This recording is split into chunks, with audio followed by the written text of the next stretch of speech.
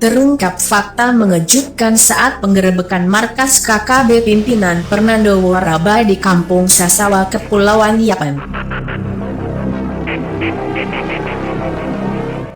Sekitar pukul 10 WIT, Kamis 5 Agustus 2021. Personil kepolisian yang di-backup Brimopolda Papua memasuki deretan rumah yang diduga merupakan markas dari kelompok kriminal bersenjata pimpinan Fernando Warabai.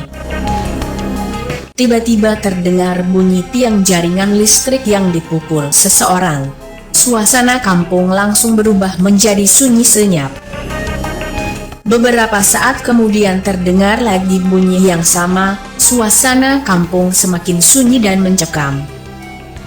Setelah selesai melakukan penggerebekan dan kepolisian berhasil menemukan barang bukti 3 pucuk senjata api rakitan, terdengar lagi untuk yang ketiga kali bunyi tiang jaringan listrik yang dipukul. Karena merasakan ada yang janggal dengan bunyi tersebut, seorang personil kepolisian bertanya kepada salah seorang warga tentang makna bunyi tersebut.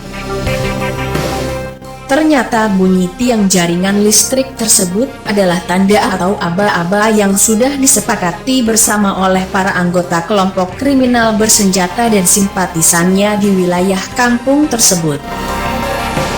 Bunyi pertama, itu kode untuk siaga datangnya bahaya. Bunyi kedua sebagai kode untuk bersembunyi, dan bunyi ketiga adalah kode pertanda siaga siap untuk melakukan penyerangan terhadap sesuatu yang mereka anggap sebagai musuh.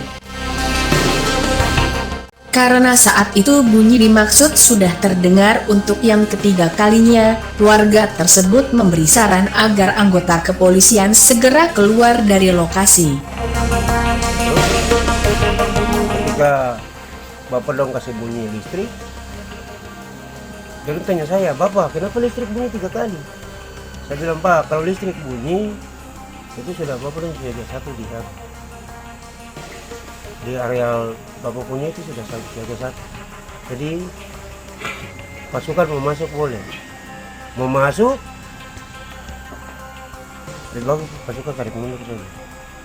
Jangan sampai terjadi sesuatu dengan Bapak dong."